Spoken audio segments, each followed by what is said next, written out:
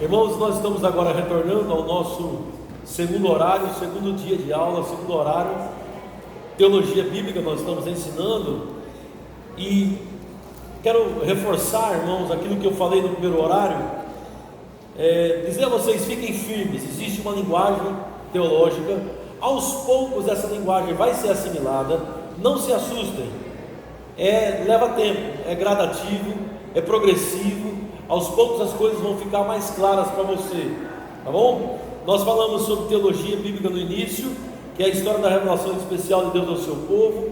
Deus é Deus, logia, estudo de Deus, estudo da revelação de Deus, que Deus deu a homens aqui na terra. Deus se revelou a homens de uma forma sobrenatural, e esses homens escreveram, passaram oralmente a palavra de um para outro, gerações, depois verbalmente foi escrita a palavra. Então hoje nós podemos pegar o que foi escrito sobre Deus por esses homens e estudar e entender teologia como uma ciência que Deus tem nos dado. Nós estamos falando sobre a questão cronológica e com o fundo histórico. Você viu que nós precisamos entender em teologia o que realmente o autor do texto quis dizer, quis falar. Teologia bíblica nós estamos estudando o Novo Testamento, o Velho Testamento. A teologia bíblica sempre vai apontar para a grande história. Nós explicamos como foi que a Bíblia Sagrada nasceu, porque teologia bíblica tem como fonte de estudo a Bíblia Sagrada, e nós explicamos como foi que a Bíblia Sagrada nasceu. Ela nasceu através dessas revelações que Deus manifestou a essas pessoas, que foram passadas um para o outro, de geração a geração. Então o princípio a sequência é revelação, inspiração, autoridade, livros sagrados e o canon, onde foi feito a separação dos livros sagrados aqui e livros que não são sagrados do outro lado. Nós falamos sobre a percepção de Jesus usando Mateus 19, sobre teologia bíblica. Jesus estava Jesus mostrou o que realmente Moisés quis dizer, baseado na ordem de Deus no início, na direção de Deus no início, a intenção do autor. Jesus explicou isso. Não basta apenas saber o texto, precisa compreender o que o autor quis dizer. Nós vamos entender o que Deus quis dizer, a vontade do Senhor. Então nós falamos sobre a Bíblia hebraica e a Bíblia protestante, o Velho Testamento hebraico e o Velho Testamento protestante. Nós vamos usar o Velho Testamento hebraico, que é o mesmo do nosso, só que ele tem algumas alterações, não no sentido estrutural, irmãos, mas as alterações são no sentido conceitual, quanto às perspectivas sobre o que foi narrado, né? A Bíblia hebraica considera, irmãos, os livros de Josué, Juízes, Samuel e Reis como obras proféticas, denominando esses livros como livros primeiros profetas. Já no Antigo Testamento protestante, que é o nosso, eles são considerados livros narrativos ou livros históricos. A gente vai estar mostrando isso para os irmãos. Mas agora vamos direto para o Velho Testamento, com essa visão mais judaica da questão do Velho Testamento. Primeiro a Torá. Torá, estou na página 8, irmãos. Torá é a lei da Velha Aliança. Para nós, o Pentateuco é formada por 5 grandes livros: Gênesis, Êxodo, Levítico, os Números, Deuteronômio. Então vamos lá, fala comigo: Gênesis, Êxodo, Levítico, Números, Deuteronômio. Vamos, aqui pode cantar a musiquinha: Gênesis, Êxodo, Levítico, os Números. Já começa a aprender a primeira parte da musiquinha, né? 39 livros são, então são 39 livros, começa com 5. Gênesis, nós vamos estar falando sobre ele daqui a pouco. Então tem também na Bíblia, no Velho Testamento hebraico, aquilo que os judeus chamam de Nebilim. São os profetas, primeiros profetas, e depois os profetas. Nebilim são os profetas, depois vem os primeiros profetas, ou os profetas anteriores: Josué, Juízes, Samuel, Reis. Aí os profetas posteriores, quem são? Isaías, Jeremias, Ezequiel e os 12. Assim é a Bíblia hebraica. Quais são os 12? Oséias, Joel, Amós, Obadias, Jonas, Miqueias, Naum, Abacuque, Sofonias, Ageu, Zacarias, Malaquias. Então vamos lá, de novo, para você entender. Página 8, vocês estão comigo? Para compreender, vamos lá, vou falar de novo, tá, irmãos? Primeiro, Torá, a lei, Pentateuco nosso, 5 livros. Quais são? Gênesis, Êxodo, Levíticos, Números, Deuteronômio, 5 livros. Depois vem os profetas, são chamados de Nebelim. Quais são os profetas? Josué, Juízes, Samuel, Reis. Depois vem os profetas posteriores. Quais são os profetas posteriores? Isaías, Jeremias, Ezequiel e mais 12. Então Isaías, Jeremias, Ezequiel e mais 12. Quais são os outros 12? Na nossa Bíblia, Oséias, Joel, Amós, Obadias, Jonas, Miqueias, Naum, Abacuque, Sofonias, Ageu, Zacarias, Malaquias. Depois vem o Ketubim, em hebraico, que é chamado de escritos. São os escritos poéticos, Salmos, Provérbios e Jó. Depois vem os 5 rolos. Não confunda os 5 rolos com o Pentateuco, tá? Não confunda os 5 rolos com a Torá. Os 5 rolos são formados por Cantares de Salomão, Ruth, Lamentações, Eclesiastes e Esther. E por fim, aquilo que os judeus chamam de restantes. Quais são os restantes? Daniel, Esdras, Neemias e Crônicas. Os judeus acreditam que Esdras e Neemias é um livro só. Nós temos as nossas divisões, né? Na nossa Bíblia Pentateuco não, na nossa Bíblia protestante, nós temos as nossas divisões. Nós citamos 1 Reis, 2 Reis, 1 Crônicas, 2 Crônicas, 1 Samuel, 2 Samuel. Eles não citam assim, eles não tratam dessa forma. Nós separamos Esdras e Neemias. São 2 livros, para eles é um livro só. Ok, irmãos? E assim tem algumas diferenças da nossa compreensão para a compreensão deles. Mas como eu disse a vocês, a mudança não é estrutural, tá? Não existe, por favor, não vai dizer que houve alguma mudança na Bíblia Sagrada. Não existe nenhuma mudança estrutural. Não existe nenhuma mudança que está escrito. São 39 livros do mesmo jeito, só que são conceituados de uma forma diferente, uma perspectiva hebraica, uma perspectiva diferente. É bom você também saber na página 9 aí sobre a Bíblia Católica. Alguém sabe sobre a Bíblia Católica? Alguém já estudou? Alguém foi católico aqui? A maioria, né? Vocês foram? Vocês não sabiam não que a Bíblia Católica tem 7 livros a mais? Um ponto na prova. Sem ler, né? Quais são os 7 livros a mais da Bíblia Católica?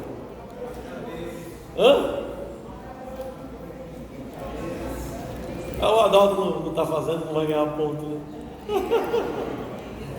Está na mochila, irmãos. Olha, olha aqui, irmãos, ó. Cânon, que é a separação. Vamos lá. Presta atenção. Cânon é a separação, é a medição, é a vara de medir. Cânon protestante, que é o nosso, Velho Testamento, Novo Testamento. Cânon judaico, só o Velho Testamento, eles não aceitam o Novo Testamento, Nova Aliança, judeus. Cânon católico, Velho Testamento, Novo Testamento. Sendo que no cânon católico eles têm 7 livros a mais. Tem a página 9 aí, ó. Quais são os livros a mais? Estão no Velho Testamento. Esses livros a mais, irmãos, são chamados de livros apócrifos. Apócrifos significa livros não inspirados. Não são reconhecidos como livros inspirados.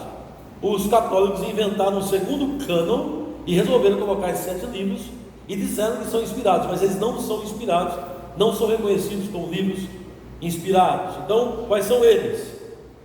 O cânon católico tem 7 livros a mais do Velho Testamento: Judite, Tobias, 1 Macabeus, 2 Macabeus, Sabedoria, Sirácida e Baruque. Diferente do nosso. Os católicos chamam esses livros de deuterocanônicos, ou seja, pertencem ao segundo cânon. Nós, cristãos, chamamos os livros católicos de apócrifos. Grava essa palavra. O que significa apócrifos? Não inspirados. Fechado? Fácil, né? Pode cair na prova? Apócrifos? Não inspirados. São livros que não têm nenhuma inspiração. Tá bom? A gente agora vai para a Torá e a gente já vai entrar em Gênesis, irmãos. Teologia da Torá. A Torá é o primeiro bloco da Bíblia hebraica, constituído pelos 5 primeiros livros, já falamos, que vai de Gênesis a Deuteronômio. No nosso Velho Testamento, que é do protestante, nós chamamos de Pentateuco. Qual é o propósito de Gênesis inicialmente? Narrar a origem, a constituição e a identidade do povo de Deus, de uma forma geral, e a origem da humanidade em si. Então eu quero agora que você vire a sua página para a página 10 e vamos sair dos ossos do ofício e vamos entrar agora nos textos sagrados, né, irmãos? Eu digo ossos do ofício porque não é nem fácil ensinar, eu fico pensando assimilar gente que nunca viu isso, mas está aí, a gente vai pedir isso para vocês na prova. Estudem essas primeiras 9 páginas da sua Bíblia, tá certo, irmãos? Bom, quem escreveu Gênesis? Tradicionalmente foi Moisés quem escreveu Gênesis, isso não há dúvida por parte de todos os teólogos. Quando foi que Moisés escreveu Gênesis? Estamos estudando o livro de Gênesis, tá bom, irmãos? Gênesis. Quando foi que Moisés escreveu Gênesis? Mais ou menos em 1440 a.C. A tradição judaica acredita que Moisés é o autor de Gênesis e dos outros 4 livros, ou seja, do Pentateuco, a Torá. Jesus acreditava nisso também. Jesus dizia que Moisés, se eles crescem o que Moisés escreveu. O que Moisés escreveu? O Pentateuco. Se eles crescem no que Moisés escreveu, está em João 5,46. Se eles crescem, eles iriam acreditar em Jesus Cristo, porque Moisés escreveu sobre Jesus. Amém, queridos? O próprio Pentateuco descreve Moisés aí como sendo o seu autor. A data nós já falamos, 1440. O conteúdo é esse aqui, irmãos. Estão na página 10? Então, Gênesis inicia com a formação do sistema solar, os preparativos da terra para a sua habitação, a criação da vida sobre a terra. Todos os 8 atos da criação foram executados em 6 dias. Os 10 capítulos seguintes explicam as origens de muitas qualidades misteriosas da vida. Fala sobre a sexualidade humana, o matrimônio, fala sobre o pecado, vai falar sobre doença, sobre as dores de parto, a morte, a ira de Deus, a inimizade do ser humano contra o próprio ser humano e a dispersão das raças e línguas sobre toda a terra. Aí inicia no capítulo 12 o relato aí do chamamento de Abraão e a inauguração do concerto de Deus com Abraão, um concerto glorioso e eterno que foi renovado com Isaac e Jacó. Gênesis é impressionante pela forma característica da sua narrativa, realçada pelo relato inspirador de José e pela multiplicação do povo de Deus no Egito. Trata-se de uma lição na eleição divina. Romanos 9, quando você vai estudar a questão de José no Egito e todo aquele trâmite que aconteceu em Gênesis, a história de José no Egito, a eleição do Senhor desse povo, da pessoa de José, e como a eleição está impregnada em Gênesis, e isso concorda com Romanos capítulo 9, que é uma lição de eleição divina. Gênesis antecipa o Novo Testamento de muitas maneiras. Fala sobre o Deus pessoal, fala sobre a Trindade. Gênesis fala sobre a instituição do casamento, a seriedade do pecado, o julgamento divino, a justificação pela fé. Fala da árvore da vida, perdida em Gênesis e restaurada em Apocalipse capítulo 22. Gênesis conclui com a bênção de Jacó sobre Judá, de cuja tribo viria o Messias. O cedro não se arredará de Judá, nem o legislador dentre seus pés, até que venha Siló, e a ele se congregarão os povos. Gênesis 49, 10. Muitos séculos e muitas lutas seguir-se-ão antes que essa profecia encontre o seu cumprimento em Jesus. Então, agora começa, irmãos, a teologia bíblica apontando para a pessoa de Jesus. Gênesis termina falando de Jesus Cristo como sendo aquele que iria governar, o descendente de Judá. Então agora começa tudo convergir na pessoa de Jesus Cristo, e nós queremos mostrar para vocês que Jesus está revelado no livro de Gênesis. Vamos se alegar? Então, Cristo preexistente, Ele é a palavra viva. João capítulo 1, versículo 3, abre aí comigo. Agora nós vamos ver Jesus no livro de Gênesis, operando no livro de Gênesis. João capítulo 1, versículo 3. Deus é a palavra viva, estava muito envolvido na criação. Todas as coisas, irmãos, foram criadas por Jesus Cristo, e sem Jesus Cristo nada do que foi feito se fez. Gênesis 1, versículo 3. Gênesis não, João, né? Todas as coisas foram feitas por intermédio dele, e sem ele nada do que foi feito se fez. Ele quem, irmãos? O Verbo de Deus. Aleluia. Jesus já está revelado aqui como aquele que criou todas as coisas foram criadas por Ele, para Ele e por Ele. O ministério de Jesus está antecipado em Gênesis 3,15, já começa a falar sobre a sua obra expiatória. Vamos lá? Gênesis capítulo 3, versículo 15. Adão e Eva pecam, é liberada a maldição sobre eles, são enganados, ou melhor, seria liberada a maldição sobre eles logo em seguida, são afastados de Deus, e o Senhor já dá a dica sobre a restauração de todas as coisas, o plano da redenção, Jesus Cristo pregado em Gênesis 3, versículo 15. Acharam comigo, irmãos? Olha o Cristo revelado. Porém, inimizade entre ti e a mulher, entre a tua descendência e o seu descendente. Este ferirá a cabeça e tu lhe ferirás o calcanhar. Então, Satanás ferindo o calcanhar de Jesus na cruz, e Jesus Cristo esmagando a cabeça de Satanás na cruz do Calvário. Aleluia. Então aqui já apontando, irmãos, para o futuro, a redenção. Jesus, Ele realmente é a semente da mulher, que ferirá a cabeça da serpente, e feriu Jesus Cristo. Aí Paulo fala em Gálatas 3, versículo 16, que Jesus Cristo lá é o cumprimento da promessa de Abraão. Vai comigo para Gálatas 3. Gênesis fala sobre a promessa que Deus deu a Abraão. Gênesis a partir do capítulo 12, do 12 em diante. E Paulo em Gálatas capítulo 3, ele diz que as promessas que foram feitas a Abraão e ao seu descendente, ou seja, não são vários, é uma pessoa só, no caso apontando para Jesus Cristo. Olha só, Paulo explica isso.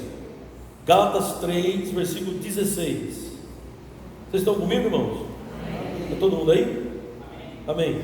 Ora, as promessas foram feitas a Abraão e ao seu descendente. Não diz e aos descendentes, como se falando de muitos, porém como de um só, e ao teu descendente. Quem é o descendente?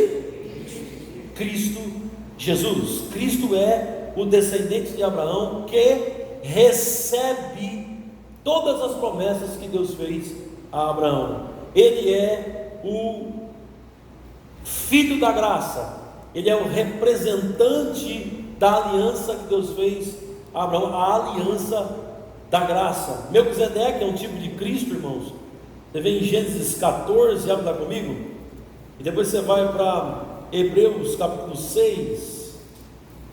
Gênesis 14, aparece alguém como que do nada no texto, um tal de Melquisedeque que vai abençoar Abraão. E em Hebreus há a explicação teológica e bíblica sobre essa aparição de Melquisedeque. Olha só, Gênesis 14, versículo 18. Acharam aí? Diz assim, ó, Gênesis 14, 18. Melquisedeque, rei de Salém, trouxe pão e vinho, era sacerdote de Deus Altíssimo.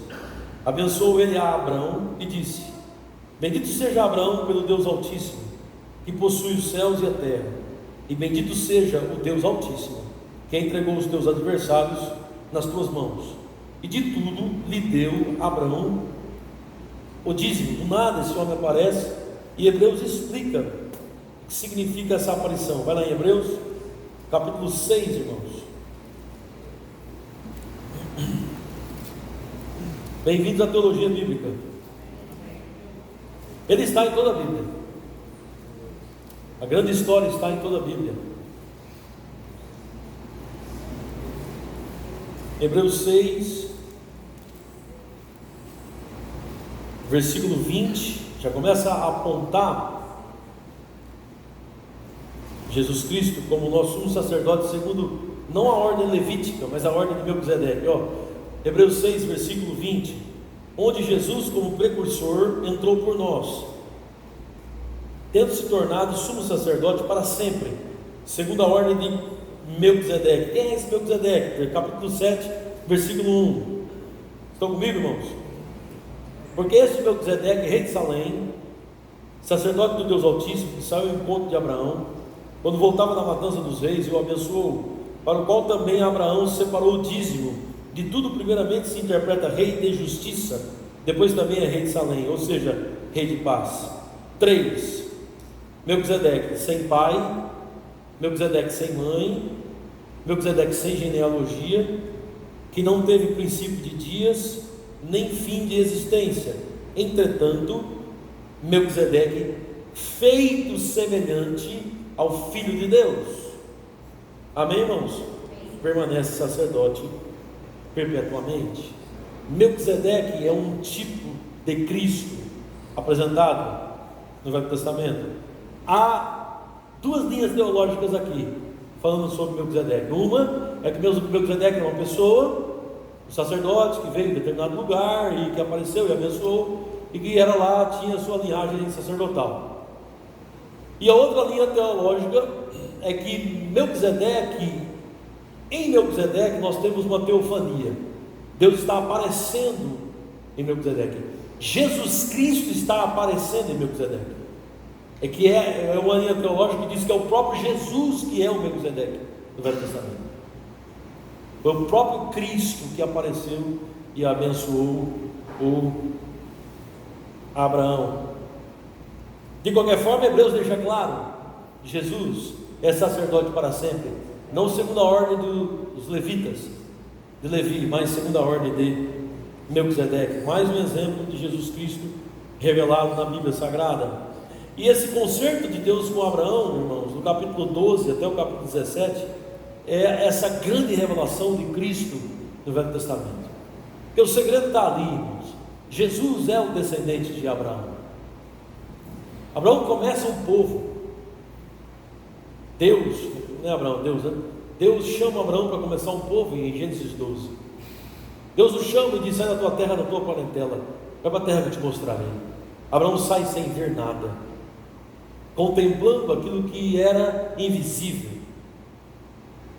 E isso lhe é imputado por justiça, a fé em Deus.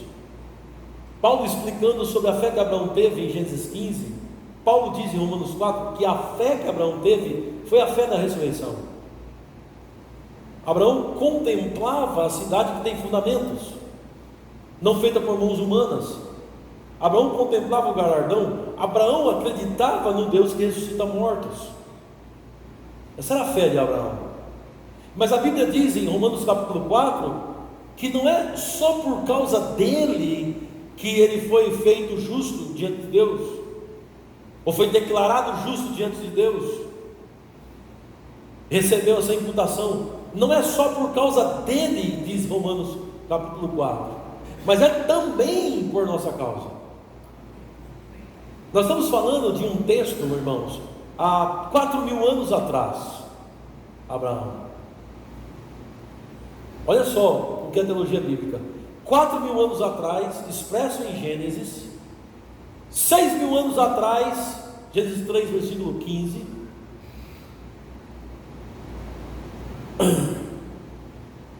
4.000 anos em Abraão, passa a história toda, chega Jesus, a plenitude da história, manifesta a bênção de Abraão, ele é o herdeiro. Paulo explica que esses 4.000 anos são concretizados em Jesus. Jesus é o herdeiro. E depois de 2.000 anos, 2020, dia 10 de fevereiro de 2020, depois de 2.000 anos, Deus nos pega e nos coloca em cena. Ele nos pega, ele nos coloca na história maior. Ele nos inclui na história. Isso é uma teologia bíblica extremamente refinada. Paulo, em Romanos 4, eu expliquei isso na última aula, mas eu quero, muita gente não estava, mas vamos ver de novo. Romanos 4, Paulo diz, irmãos, que não foi só por causa dele, e mostra o que Abraão creu, e ele insere a igreja, ele insere o Panatis, Natal, Rio Grande do Norte, 10 de fevereiro de 2020, lá nesse episódio que aconteceu em Gênesis capítulo 15, irmãos, há 4.000 anos atrás.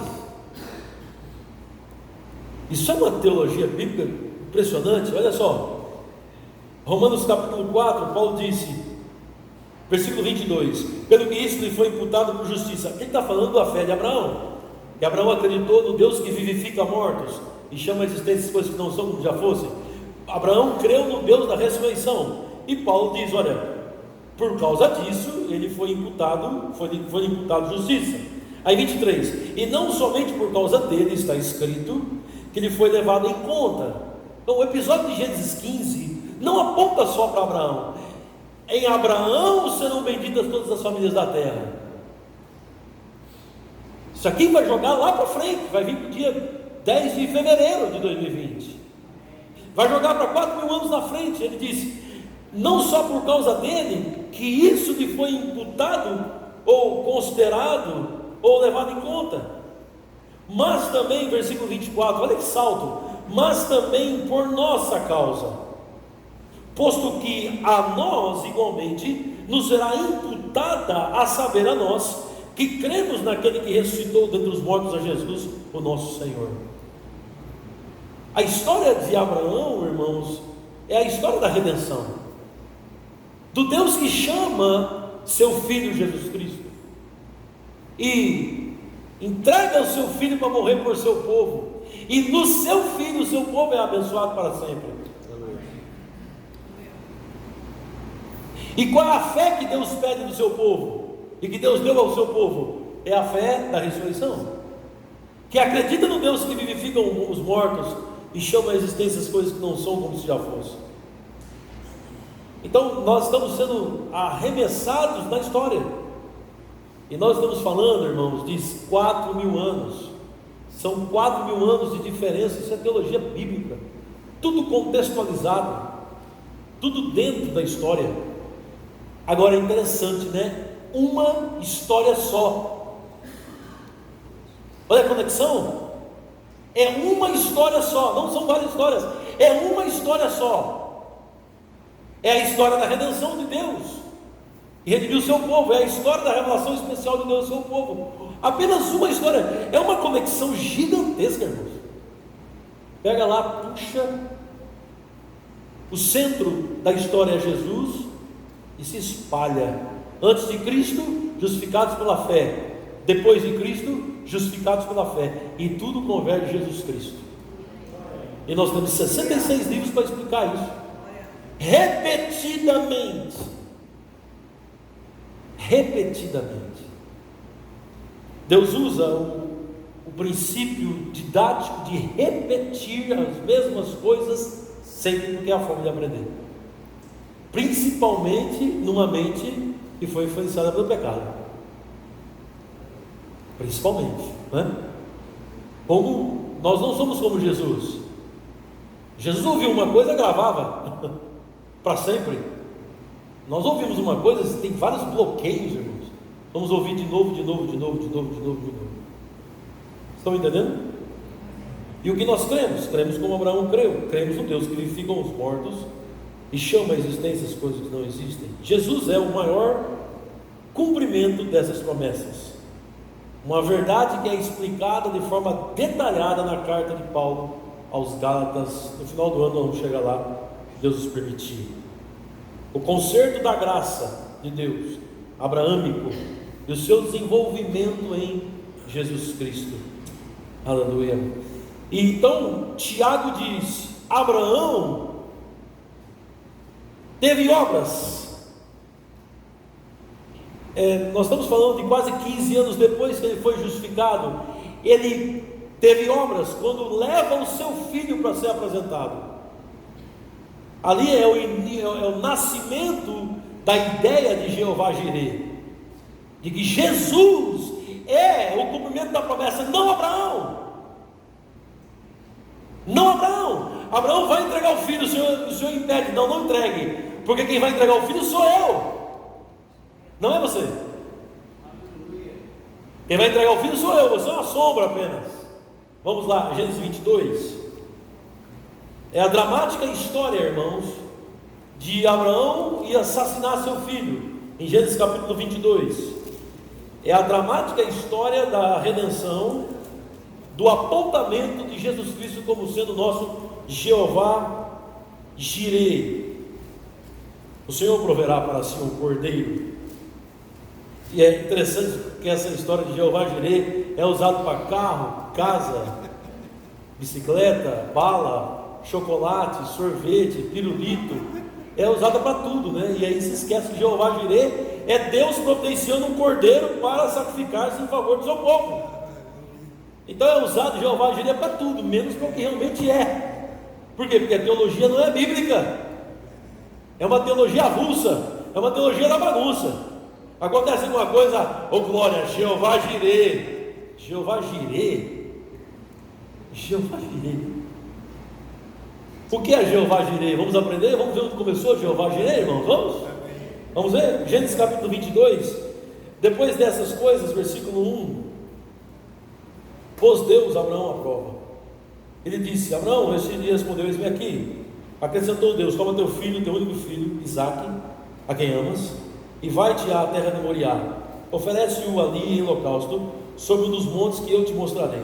Levantou-se, pois, Abraão de madrugada, e tendo preparado o jumento, tomou consigo 2 de seus servos, e a Isaque seu filho, rachou lenha para o holocausto, e foi para o lugar que Deus lhe havia indicado, reclamando, murmurando: ai meu Deus, ai Jesus, cuidado, o que você vai fazer? Será que você não percebe? Isso é uma loucura. Senhor, agora que Isaque nasceu, o menino tem 12 anos, a coisa está funcionando, está prosperando. Senhor, você é maluco? Não é isso que ele fala. Não há murmuração, não há reclamação. Entendem? Isaque vai calado como ovelha muda, apontando para Jesus Cristo, que morre como ovelha muda e morre pelo seu povo. Calado, não há nenhuma reclamação, há estrita obediência. Entendem? Tem uma frase de murmuração, reclamação e resistência. Pelo contrário, nós vamos, mas vamos voltar. Versículo 4. Ao terceiro dia, erguendo Abraão os olhos, ao terceiro dia. Por que ao terceiro dia? Não podia ser no quarto? Não podia ser no segundo? Não podia ser um dia só? Porque no terceiro dia, Jesus ficou 3 dias nas regiões inferiores da terra, morto. Isaque morreu para Abraão por 3 dias. Você tem dúvida? Alguém tem dúvida que Isaque estava morto para Abraão? Nem de forma nenhuma. Isaque morreu para Abraão no coração. 3 dias. Ainda mais que Abraão sabe bem direitinho quem é que está falando com ele. Bem direitinho. Ele sabe com quem ele está se relacionando. O Deus Todo-Poderoso, é o Shaddai, Todo-Poderoso. O Deus que fala e cumpre o que diz. Então se ele falou, vamos ali Abraão. Mas não há dúvida. Ao terceiro dia, erguendo Abraão os olhos, viu o lugar de longe. Então disse a seus servos: esperai aqui com o jumento, eu e o rapaz iremos até lá, e havendo adorado, eu vou voltar, porque o rapaz vai ficar lá em cima morto. Não está escrito isso na sua Bíblia, não? Então por que você deixou eu ler assim? Não falou nada. Gente, não está escrito isso. Olha o que a Bíblia diz. Abraão disse: pessoal, nós vamos ali. Quem vai sou eu e o rapaz. Mas escute, nós vamos adorar a Deus, mas a gente vai voltar, viu? O que Abraão estava dizendo? Eu não vou matar o menino? Tá certo. Eu mato, mas Deus ressuscita. Ele recobrou Isaac dentre os mortos. Essa é a fé que crê em ressurreição dos mortos, mas está apontando para Jesus. Se nós não cremos em ressurreição, nós somos os mais infelizes de todos os homens de igreja e alunos. Ressurreição é a chave do cristianismo. Os primeiros apóstolos do Cordeiro, eles pregavam ressurreição. Pregue ressurreição, onde você for. Fala que Jesus Cristo ressuscitou dentre os mortos. Aleluia, aleluia, para a nossa justificação. E foi Isaac, meu pai. Aí Isaac pergunta, 7: meu pai, eis-me aqui, meu filho. Tem fogo, tem lenha, tem cordeiro, tem holocausto. Ou melhor, tem fogo, tem lenha, mas onde está o cordeiro para o holocausto? Boa pergunta, Isaac. Respondeu-lhe Abraão: Deus proverá para si, meu filho. Ou seja, Jeová Jireh, meu filho. Que ele começou essa historinha de Jeová Jireh. Ele está falando que Deus proverá para si o cordeiro. Ou seja, é Deus quem chamou, Deus quem determinou, Deus quem decretou, é Deus quem pede o cordeiro, e é Deus quem providencia o cordeiro, e é Deus quem ressuscita o cordeiro.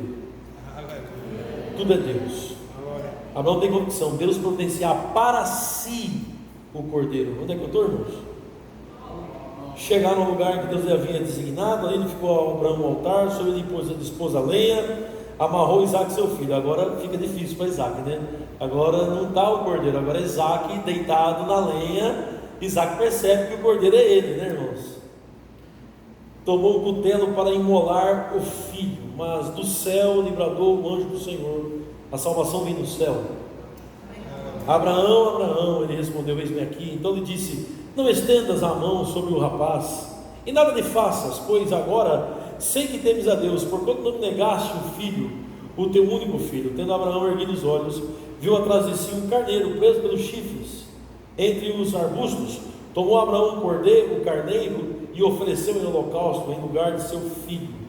E pôs Abraão por nome àquele lugar: o Senhor proverá. Jeová Jireh, no monte do Senhor proverá. Tiago disse, e Abraão foi justificado porque mostrou isso. Isaac está falando, irmãos, Tiago está falando na perspectiva de que a nossa fé, ela não pode ser vista pelos homens. A nossa fé precisa ser mostrada, vivida, nessa perspectiva. Mas Abraão é justificado em Gênesis 15, e aqui nós estamos falando de Gênesis 22. O grande drama. Deus entra na frente e diz: não mate o menino. Por quê, irmãos? Porque quem vai matar quem é Deus. Deus é quem vai matar, não, né? Deus é quem vai entregar seu filho para morrer pelos nossos pecados. Foi Deus quem entregou. Esse é um grande drama, apontando para o futuro, que Jesus Cristo seria o Cordeiro de Deus que tira o pecado do mundo, apontando para nós hoje. Deus sacrificou o seu único filho pelos nossos pecados.